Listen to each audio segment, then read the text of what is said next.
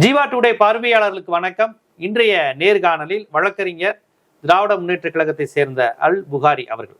தொடர் வணக்கம்.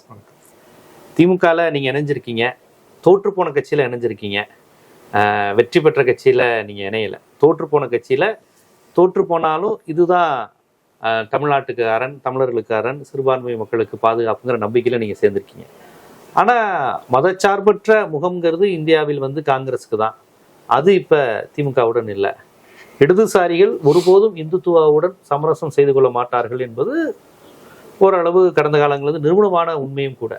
அவர்கள் இப்போ விஜயை நாங்கள் நம்புகிறோம், நாங்கள் திமுக இல்லை, காய் கனி அப்படின்லாம் நேற்று மரியாதைக்குரிய மாநில செயலாளர் மு வீரபாண்டியன் அவர்கள் சொல்லியிருக்கிறாங்க. முஸ்லீம் லீக் அதாவது காகிதமின்னல் காலத்திலிருந்து கலைஞரோடு நெருக்கமாக இருந்தவர் என்று அறியப்பட்ட அந்த இயக்கம் இந்த முறை நேற்று இன்று எப்போதும் அவருடன் இருப்போம்னு சொல்லிட்டு அவர் இங்க வந்திருக்காங்க, அமைச்சரவையிலும் பங்கு பெற்றுட்டாங்க. உங்களை போன்றவர்கள் அந்த இதுல இருந்து சொல்றா, நீங்க சார்ந்திருந்த கட்சிக்கு அங்க அமைச்சர் பதவியெல்லாம் 2 அமைச்சர் பதவி 2 ராஜ்யசபாலாம் கிடைச்சிருக்கு. நீங்க இல்லைங்க, மதச்சார்பற்ற முகம் ஸ்டாலின் தான், விஜய் கிடையாது, எத்தனை கம்யூனிஸ்ட் போனாலும் எத்தனை காங்கிரஸ் போனாலும் காதர் மொய்தீனே போனாலும் நான் நம்ப மாட்டேன்னு சொல்லி வந்திருக்கீங்க. ஆனா எல்லாரும் போய்கிட்டே இருக்காங்களே. இப்ப பிஜேபி போனா பரவாயில்ல, இல்லை வேற ஏதாவது பாமக மாதிரி கட்சிகள் மாதிரி போனால் கூட பெரிய பிரச்சனை, ஏதோ சாதி கட்சிகள்னு. இந்தியாவே நம்பின அந்த இடதுசாரி தத்துவம், காங்கிரஸ், முஸ்லீம் லீக்கு, இவர்கள் எல்லாருமே விஜயை நம்பி நம்பி நாங்கள் இங்கே தான் போகிறோம், திமுகவில் இல்லை இல்லைன்னு சொல்லிகிட்டே இருக்காங்களே. இது என்ன மாதிரியான ஒரு அரசியல் சூழல், எக்கோசிஸ்டம் அது?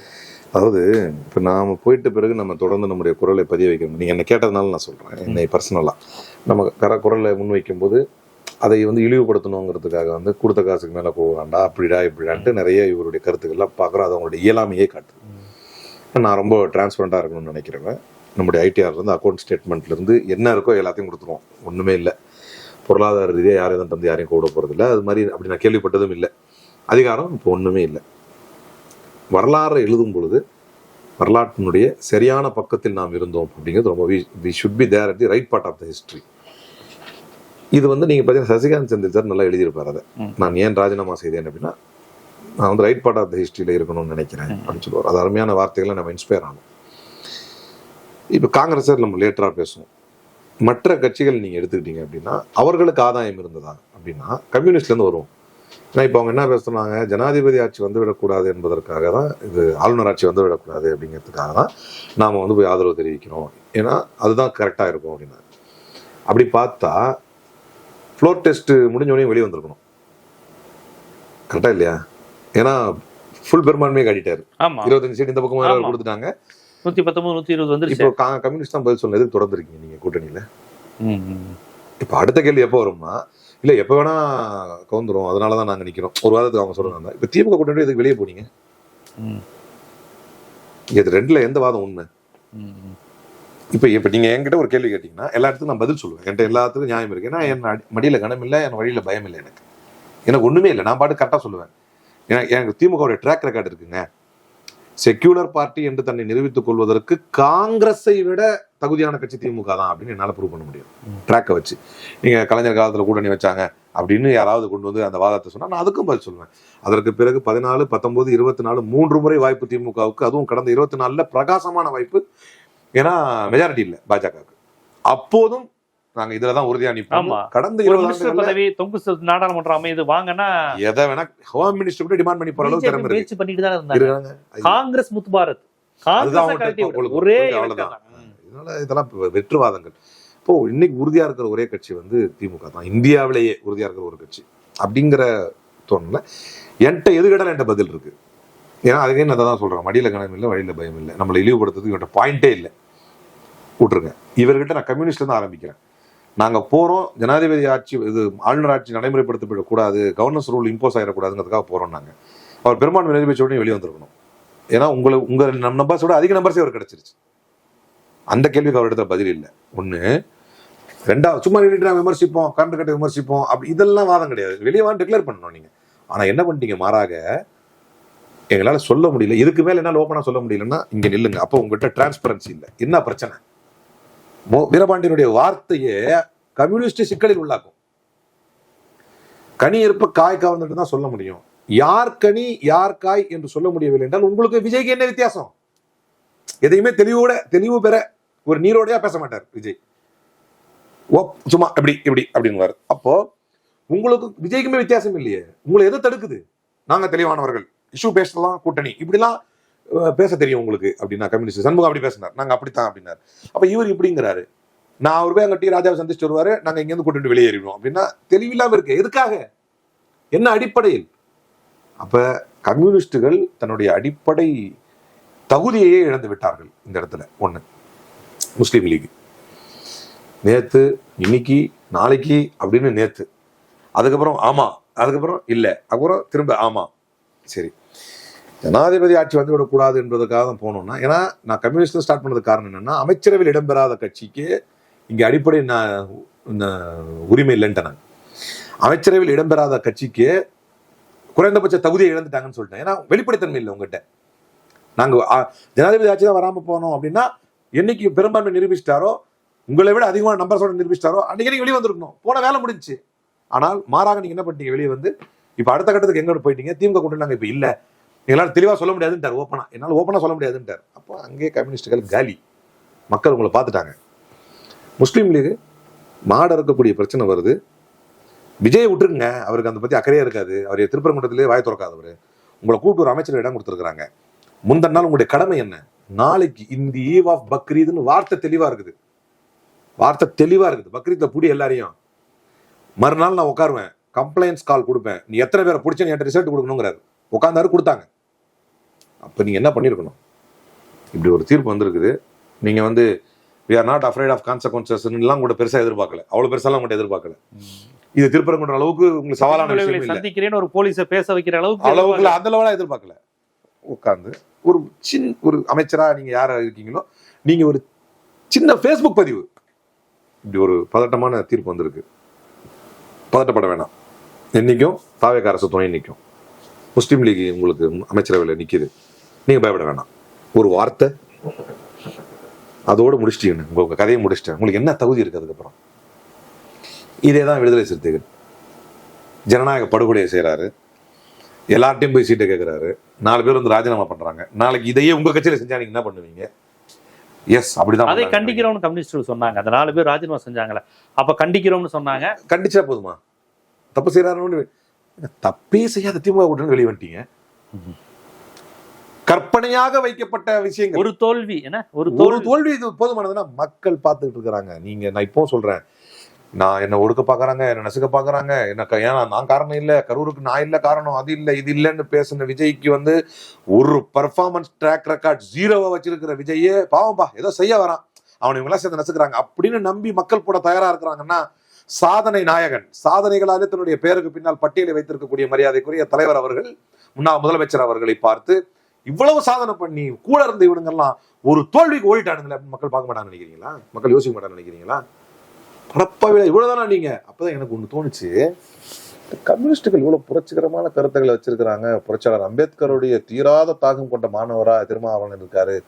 இந்த முஸ்லீம் லீக் வந்து அந்த காலத்துல இருந்தே காகிதம் எடுத்து பேசிட்டு இருக்காங்க. எவனுமே சாதிக்கவே மாட்டேங்கிறானே. ஒருவேளை உண்மையான கொள்கை இருக்கிறதா தான் சாதிக்கிற போல இருக்கு. நான் இவ்வளவு நாள் நினைச்சு என்னை நானே கேட்டுக்கொண்டிருந்த கேள்விக்கான பதில் எல்லாம் இந்த ஒரு தோல்வியில் நான் தெரிஞ்சுக்கிட்டேன். இவர்களிடத்தில் அடிப்படை கொள்கை என்று ஒன்று இல்லவே இல்லை. இவர்களே ஒரு பிழைப்புவாதிகள் தான். கிடைச்சா போதும்னு ஓடிட்டாங்க. அப்ப இவ்வளவு நாள் இந்த திமுக ஏன் நிக்குது? அந்த ஒரு கேள்வி இருக்கும்ல. இவ்வளவு நாள் எப்படி அந்த இயக்கம் வந்து எத்தனை புயல் தான் வீசுது. எம்ஜிஆர் வந்தாருனாலும் புயல், ஜெயலலிதா வந்தாலும் புயல் தான் வீசுது. தொடர்ந்து 2 முறை தோல்வியை தழுவி நிக்குது ஜெயலலிதா காலத்துல. அதுக்கப்புறம் தான் அவங்க இறந்துடுறாங்க. இறந்த பிறகு இது வருது. அப்படி ஒரு வித்தியாசமான புயல். தொடர்ந்து 2 முறை ஆட்சியில் இல்லை. என்ன நடந்தாலும் எப்பறம் இந்த இயக்கம் நிக்குது அப்படின்னா, இவர்கள் அரசியல் வெற்றி தோல்வியை தாண்டி ஏதோ ஒரு இயக்கம், ஏதோ ஒரு கொள்கை சக்தி அவரிடத்துல இருக்கு என்பதை மீண்டும் ஒரு முறை அவங்க வந்து நிரூபிக்கிறாங்க. இன்னைக்கும் விஜயுடைய முடிவுகள்ல வந்து எடுக்க வைக்கக்கூடிய இடத்துல வந்து தலைவர் இருக்கிறாருங்கிறது புரியுது. இன்னைக்கும் நீங்க பாருங்க, இந்தியாவிலே யாராவது ஒரு தலைவர் வந்து தான் கூட்டணியில வெற்றி பெற்றவர்கள் வந்து கேட்கிறப்ப சரி நீங்க போங்க அப்படின்னு சொன்னார். அந்த உயர்தரமான வாதத்தை மறைப்பதற்கு திமுக அதிமுக கூட்டணி பேசப்பட்டது. நான் என்ன கேட்கறேன், ரொம்ப லேமேனா கேட்கறேன், அப்படி பேசப்பட்டா என்னங்க தப்பு? அது நடைமுறைப்படுத்தப்பட்டாதானே நீங்க அடுத்த பாயிண்ட்டுக்கே வரணும். பல்வேறு ஆப்ஷன்ஸ் உங்களே நம்பி கூட்டணிலாம் இருக்கு. மேஜிக் நம்பர் வர்றதுக்கு என்னென்ன வாய்ப்புகள் இருக்கு?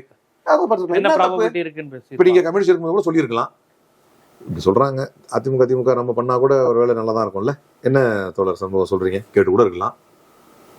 அது என்ன மோசக்கழுதி ஆயிடுச்சு. இப்ப பேபி தானே வெளிப்படுத்தினது. அதான் பேசியிருக்கலாம். இவங்க பேபியோட கூட சொல்லியிருக்கலாம், இல்ல பேபியோட பேசியிருக்கலாம். என்ன ஸ்டாலின் சார் இப்படி ஆகி போச்சே, இந்த மாதிரியான நடந்துகிட்டு இருக்குது. இப்ப அவர் ஆட்சி அமைக்க அவர் கூப்பிட மாட்டேங்கிறாரு அர்லேக்கர். அடுத்த ஆப்ஷன் பாத்தீங்கன்னா நம்ம என்ன பண்றது, ஏடிஎம்கே கூட தான் போனோம் அப்படின்னு சில பேர் சொல்லிட்டு இருக்காங்க. சொல்லி கூட இருக்கலாம். அது நடைமுறைப்படுத்தப்பட்டால் தான் அது விவாத பொருளாவே மாறி இருக்கணும். ஆனால் அதை பேசக்கூடிய நீங்கள் யாருமே இந்தியாவிலேயே ஒரு தலைவர் தன்னோடு நின்று தன்னுடைய வாக்குகள் பெற்று ஜெயித்த ஒரு கூட்டணி கட்சியை ஆளுநர் ஆட்சி வைக்கக்கூடாது, நீங்க போய் ஆதரவு கொடுங்க. மனசு முரண்டாத்தான் சொன்னார் கூட வச்சுக்கங்க, வாயில சொல்லணும்ல, மனமுரண்டாவே சொன்னார் கூட வச்சுக்கங்க. அந்த தலைவர் நீங்க எவ்வளவு வேதனைப்படுத்திட்டீங்க. அவர் எவ்வளவு வேதனை உச்சத்துல சொல்றாரு அப்படின்னா, ஆதரவு தருவோம் என்றார்கள், ஆனால் அமைச்சரவையில் இடம் பெற்றார்கள். அந்த தகவல் எனக்கு தெரியாதுன்னாரு. அவர் எவ்வளவு காயப்படுத்திட்டீங்க நீங்க. இதெல்லாம் தமிழ்நாட்டு மக்கள் பாக்குறாங்க.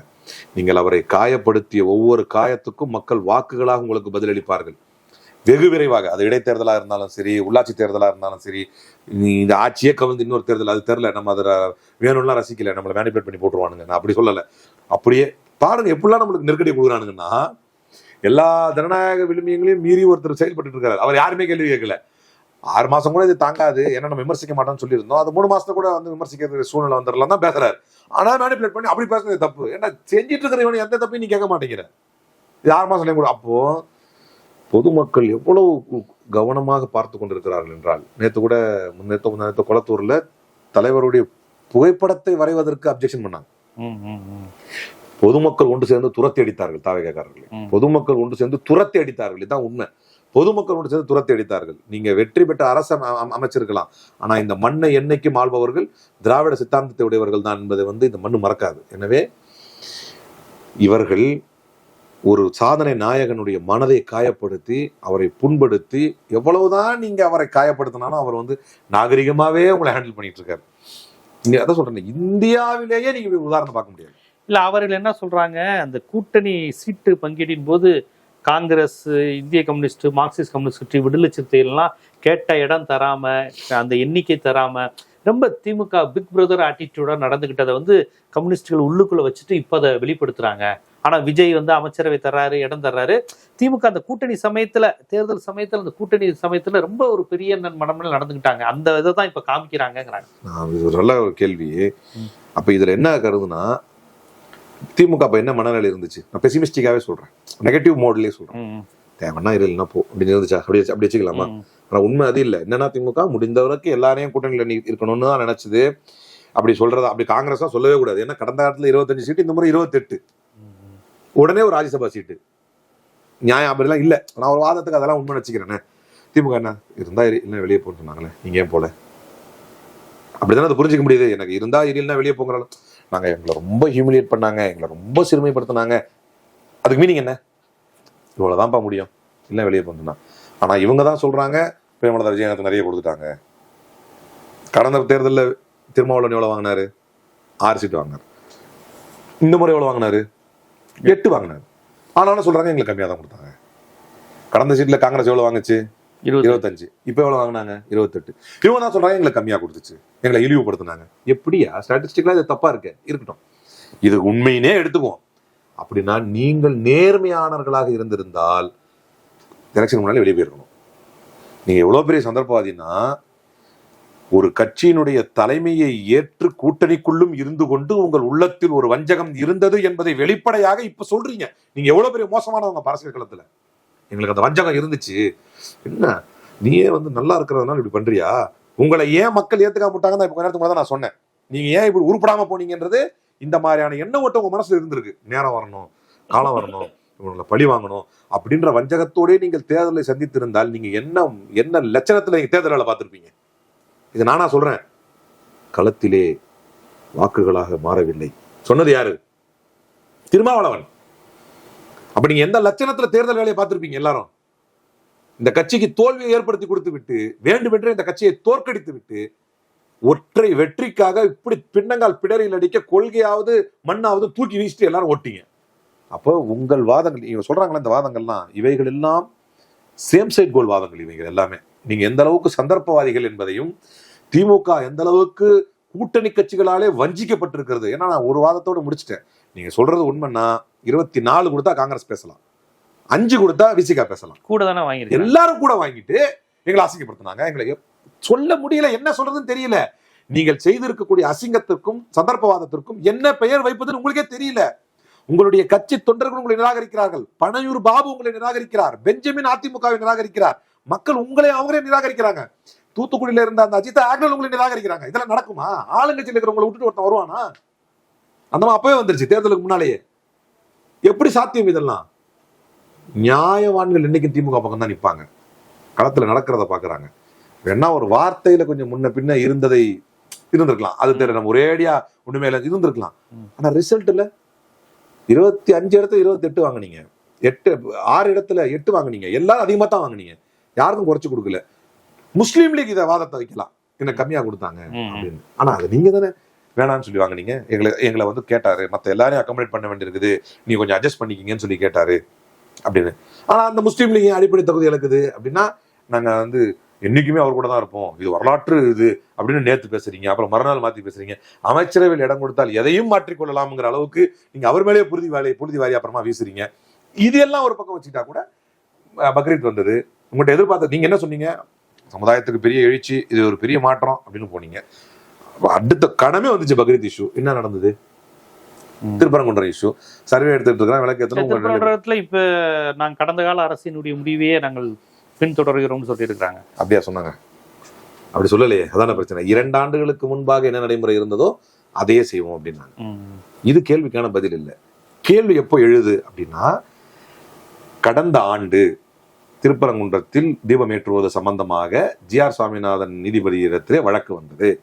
அந்த வழக்கில் அவர் உச்சிப்பிள்ளையார் கோயிலில் நீங்க தீபத்தூண்ல தான் ஏத்தணும் என்று ஒரு தீர்ப்பை கொடுத்தார். தாவேக அரசினுடைய நிலைப்பாடு தீபத்தூணில் ஏற்ற மாட்டோம், அது நீதிமன்ற தீர்ப்பாக இருந்தாலும் நாங்கள் வழக்கம் போல உச்சிப்பிள்ளையார் கோயில் தான் ஏற்றுதானே நீங்க சொல்லியிருக்கணும். அப்படியே பேசினாரு. அது என்னது, முலாம் பூசின மாதிரி இருக்கணும், பூசாத மாதிரி இருக்கணும். மக்கள் இப்ப பிரச்சனையே அதுதானுங்க. இப்ப நாங்க அப்போ ஒரு சிறுபான்மை அமைச்சர் வந்து என்ன சொன்னாரு, நாங்க மேல்முறையீடு போவோம்னாரு. அதெல்லாம் எங்களுக்கு அந்த ஈரவங்க எங்களுக்கும் தெரியும். மேல்முறையீடு போறது நீங்க எதுக்கு? நானே பண்ணிடுவேன் மேல்முறையீடு. நீங்க பண்ணலனாலும் சட்டப்பூர்வமா சேஃப்கார்ட், சமூகத்தை சேஃப்கார்ட் பண்றதுக்கு என்ன இருக்கும் அந்த வேலையை அலிம்புகாரி பாப்பானே. நீங்க அமைச்சர், நீங்க என்ன செஞ்சிருக்கணும்? உங்கள்கிட்ட எதிர்பார்த்தது என்ன? அப்போ இந்த கூட்டணியை விட்டு கழுத்தை அறுத்து துரோகம் செய்து விட்டு சென்ற, முதுகில் குத்தி விட்டு துரோகம் செய்து விட்டு சென்ற எல்லாரையும் மக்கள் பார்த்துட்டாங்க. நீங்க என்ன முட்டு கொடுத்தாலும் சரி, லாஸ்ட் பட் நாட் லீஸ்ட் நீங்க கேட்கலனாலும் நானே ஒன்று சொல்றேன், கடைசியா ஒரு முட்டு என்ன கொடுப்பாங்க, அமைச்சரவையில் இடம் என்பது வரலாற்று சிறப்பு. ஆமா, இதுவரையும் திமுக கொடுக்கல எங்களுக்கு. அது தேர்தலுக்கு அப்புறம் தான் தெரியுமா. நீங்க கூட்டணிக்கு வரும் பொழுதும் ஒரு பக்கம் விஜய் தன்னுடைய கூட்டணி கதவுகளை திறந்து வைத்து நம்மை நம்பியும் எல்லாரும் வருவாங்க இல்லையா, அவங்களுக்கும் கொடுக்கணும் இல்லையா என்று சொன்னபோது, விஜய் எப்படிப்பட்ட சந்தர்ப்பவாதி என்றால், அவர் கூட்டணி சம்பந்தமாக கொடுத்த அறிவிப்புகள் என்ன? நம்ம வந்து நியாயமா இப்ப யாருக்காக நிக்கிறோம்னா, பிடிஆர் பழனிவேல் தியாகராஜன் அவர்களையே தோற்கடித்த முஸ்தபாக்காக பேசுறோம். அவர் ஒரு கட்சி வச்சிருக்காரு, அவர் கூட்டணி தான், அவர் விசில் கட்சிக்காரர் கிடையாது, அவர் தாவேகா கட்சிக்காரர். அண்ணன் கே தினகரனோட எல்லாம் இருந்தாரு, முஸ்லீம் லீக் ஏதோ வச்சிருக்காரு, தமிழ்நாடு மாநில முஸ்லீம் லீக் என்னமோ வச்சிருக்காரு. அண்ணன் கே எம் ஷெரீப் அண்ணன் பழம்பெரும் அரசியல்வாதி. அவர் பழனிபாபா கூட அடிப்படையில பெரியாரிஸ்ட், தலித் முஸ்லிம் கூட்டமைப்பு பெரிய பின்னணியும் வரலாறும் உள்ளவர். அவர் தன்னுடைய தமிழக மக்கள் ஜனநாயக கட்சின்னு ஒரு கட்சியை அந்த காலத்துல பிடிபி, யாரு நம்ம நாசர் மதானி, அப்துல் நாசர் மதானி இருக்கு இல்லையா, அந்த பிடிபியினுடைய தமிழ்நாடு வெர்ஷன் பழனிபாபா அப்ப கொண்டு வரணும்னு நினைச்சாங்க புரட்சியாளர் பழனிபாபா அந்த காலத்துல. அதுதான் தமிழக மக்கள் ஜனநாயக கட்சி, பீப்புள் டெமோக்ராட்டிக் பார்ட்டி, அதுதான் தமிழக மக்கள் ஜனநாயக கட்சி. இன்னும் பெரிய வரலாறு வருது. அவர் உங்க கூட வந்தார், அவருக்கு திமுகவுடைய விஷயங்கள் பிடிக்கல, வந்தார், அவங்களுடைய அரசியல் முடிவு வந்தார். அவரை நீங்க எம்எல்ஏக்கு அவர் அமைச்சராக அன்பார்ச்சுனேட்லி அவர் தோத்துட்டார், அவர் தோல்வி அடைஞ்சிட்டார். நீங்க அவரை தான் முன்னிலைப்படுத்தணும். இன்னைக்கு ஓகே, அவர் ஒரு பக்கம், அருண் ரஷீத் வந்தார், அவரும் தோல்வி அடைஞ்சிட்டார். தோல்வி அடைஞ்சவங்க விட்டுருங்க, நியாயமா உங்களை நோக்கி விஜய் சொன்ன நம்மளை நோக்கியும் வருவாங்க இல்லையா, அவங்களுக்கும் நம்ம அமைச்சர் இடம் கொடுக்கணுமா இல்லையா? அதிகாரத்தை நீங்க அதிகாரத்துல இடம் வந்து முஸ்தபா கொடுக்கணும். அதை விட்டுட்டு யாரு கொடுத்துருக்கீங்க? முஸ்லீம் லீக் கொடுத்துருக்கீங்க. இவங்க யாரு? உங்களுக்கு எதிராக ஓட்டு கேட்டவங்க. இவங்க யாரு? திமுக மாநிலத்தில் சுயாட்சி, மத்தியில் கூட்டாட்சி என்ற 50 ஆண்டு கால கொள்கையை கொண்ட கட்சி. நமக்கு பெரும்பான்மை கிடைக்கவில்லை என்பதனால் ஆட்சியே இழந்தாலும் நம்ம கூட்டணி ஆட்சி நடத்தி அவர்களுக்கு அதிகாரத்தில் பங்கு தர மாநிலத்தில் முடியாது என்பதை கொள்கை பிரகடனமாக செய்திருக்கக்கூடிய கட்சி. ஒரு வாதத்திற்கு தாவேகா திமுகவிடம் ஆதரவு கூறுகிறது என்று சொன்னால் கூட இப்போ இருக்குது தாவேகா வந்து ஒரு வாதத்துக்கு ஆதரவு கூறுது அப்படின்னா கூட ஆதரவு தரணும் திமுக முடிவெடுத்துட்டா கூட அமைச்சர்கள் இடம்பெறுவார்களா திமுக என்றால் இடம்பெற மாட்டார்கள். அது தனக்கு மட்டுமல்ல பிறருக்கும் அதுதான். இப்ப பேசப்பட்டுச்சு அதிமுக ஆதரவு தரும். அது எப்படி பண்ணாங்க? அதிமுக தன்னை விட குறைவானதுன்னா கூட நீங்க ஆட்சி அமைங்க நாங்க பண்ண மாட்டோம்னு சொன்னதாகத்தான் பேச்சு. ஏன்னா அது கொள்கை நிலைப்பாடு, மாநிலத்தில் சுயாட்சி அதுன்றது தரமாட்டார்கள், என்ன நிலை வந்தாலும் தரமாட்டார்கள் என்று தெரிந்து கொண்டே நீங்க அந்த கூட்டணி ஏன் போனீங்கன்னா விஜய் ஜெயிக்க மாட்டாருங்க அப்படின்னு போனீங்க. இதுதான் ஜெயிக்கிற கூட்டணி போனீங்க. விஜய் ஜெயிச்சவன என்ன பண்ணீங்க? நீங்க தோத்துட்டீங்க, மக்கள் தடுத்துடுறோம் அப்படின்னு அழுத்துட்டு ஒன்னீங்க. இவர்கள் எவ்வளவு பெரிய சந்தர்ப்பவாதி, அவர் எவ்வளவு பெரிய சந்தர்ப்பவாதி, இந்த சந்தர்ப்பவாதிகளுடைய மொத்த உருவம் தான் இந்த ஆட்சியே. இது எல்லாத்தையும் மக்கள் பாக்குறாங்க. கண்டிப்பா. இப்ப இது துரோகம், இது அறமா தர்க்கமா அப்படிங்கிற வாதத்தை தாண்டி திமுக தனித்து விடப்பட்டிருக்குங்கிற மாதிரியான ஒரு தோற்றம் இருக்கு. ஸ்டாலின் தனித்து விடப்பட்டாருங்க, முதுகுல குத்திட்டாங்க, துரோகிகள் என்ன சொன்னாலும் பின்னங்க எல்லா கட்சி கூட்டணி விஜய்க்கு போயிருச்சு. அப்ப அவர் ஸ்ட்ராங் ஆகுறாரா, திமுக வந்து தனித்து நிக்க போதா அப்படிங்கிற அந்த வந்து சமீபத்திய வரலாற்று இருந்தே சொல்லிடுவேன். அப்படி தான் தனித்து விடப்பட்டதாக உணர்ந்த விஜய் தான் சிங்கிள் லார்ஜஸ்ட் பார்ட்டியாக வந்துட்டார். இந்த கூட்டணிகள்லாம் ஒர்க் அவுட் ஆகல, பேட்டர்ன் மாறிடுச்சு. நீங்க அப்படி நெகட்டிவ் மஃபும் முகாலஃபான்னு வாங்க அரபில, நீங்க அப்படி நெகட்டிவ் அண்டர்ஸ்டாண்டிங் வாங்க. இதே விஜய் நீங்க உங்களுடைய அனுபவத்தை சொல்லுங்க, என்னை விட நீங்க அனுபவசாலி, நீங்க என்ன உங்க அனுபவத்தை சொல்லுங்க. இதே விஜய் ஒரு கால் ப்ரீபோல்ல அலையன்ஸ் வச்சு இதே கம்யூனிஸ்ட், விசிகா, முஸ்லீம் லீக் பானையில் இதுல நின்று, ஏணியில நின்று, விசிகா பானையில நின்று, காங்கிரஸ் வந்து கையில நின்று இருந்தா இதே விசிலுக்கு விழுந்த ஓட்டுலாம் விழுந்திருக்குமா? விசில் மட்டும் தான் போட்டாங்க, அவங்களுக்கு கையும் தெரியாது பானையும் தெரியாது. அப்புறம் என்ன, அந்த கான்செப்ட் பேட்டர்ன் ஜெயிக்காது. உதயசூரியன் ஒண்ணு போதும், இவங்க எல்லாம் தூக்கி சுமந்ததால கூட இந்த இழிவு நமக்கு நடந்திருக்கலாம். தனிச்சிருந்தா ஒரு 50 சீட் எக்ஸ்ட்ரா வந்திருக்கலாம். உதயசூரியன் அதிக இடத்துல நின்றுருந்தா, இவர்கள் எல்லாம் அங்கு போயிருந்தா திமுக வென்று நேரம் ஆட்சி அமைச்சிருந்திருக்கும். ஏன்னா விசில் மைண்ட் செட் உள்ள கூட்டணி போயிருக்கும். அதனால இது நானா சொல்லல, இப்ப ஏற்கனவே உங்களுக்கு சொன்னேன், அண்ணன் KM ஷெரீப் அவர்களையும் விசில்ல தான் நிக்க வச்சாங்க, முஸ்தபாவையும் விசில்ல தான் நிக்க வச்சாங்க, அருண் ரஷீதையும் விசில்ல தான் நிக்க வச்சாங்க, கூட்டணின்னு வந்த எல்லாரையுமே அவர் விசில்ல தான் நிக்க வச்சாங்க. எனவே இதை நான் சமீப காலத்து உதாரணம் தான் சொல்றேன். போனது போகட்டுமே, இந்த ஆட்சி தான் போகட்டுமே அப்படின்னு கலைஞர் சொன்ன மாதிரி, இந்த ஆட்சி தான் போகட்டுமே, ஆட்சி இல்லாமல் பிறக்கும் பொழுதே மகுடத்துடவா பிறந்தோம், சீதை வில்லோடு பிறந்ததை போல அப்படின்னு கலைஞர் சொன்ன மாதிரி போகட்டுமே. நமக்கு இந்த கொள்கை தான் நமக்கு குற்றக்குடையா கொள்கையா என்று கேட்டால் கொள்கையை விற்று பிழைக்க வேறு நபர் பார் என்போம் அப்படிங்கிற மாதிரி இவங்க போயிட்டாங்க. கொள்கையை வித்துட்டு கொள்கையை விற்று பிழைக்க நீங்க வேற நபர் பாருங்க, தன்மானம் தமிழ்மானம் உயிரென காப்போம் அப்படின்னாரு கலைஞர். அந்த மாதிரி இதை உயிரென காத்து களத்துல நிற்போம். மக்கள் பார்த்து ஒரு ஓட்டக்குடத்துக்கு இவ்வளவு பெரிய வாய்ப்பை தரும் பொழுது, இவ்வளவு பெரிய லெகசியோட நிக்கிற ஒரு தலைவருக்கு மீண்டும் ஒரு முறை மறுத்து விடவா போகிறார்கள்? மக்களை நம்புவோம், களத்தில் நிற்போம். மீண்டும் ஒரு முறை டிராவிடியன் 2.2 அமைவதற்கு இந்த மக்களே ஒரு ஆதரவை தருவார்கள். கண்டிப்பா. பல்வேறு விஷயங்கள், அரசியல் பகுப்பாய்வு, உங்க ஐடியாலஜி, எது நியாயம் தர்க்கம் எது அறம் போன்ற பல்வேறு புள்ளிகளை ரொம்ப விரிவாகவே உங்களுடைய பார்வைகளை முன் வச்சிங்க. மிக நன்றி.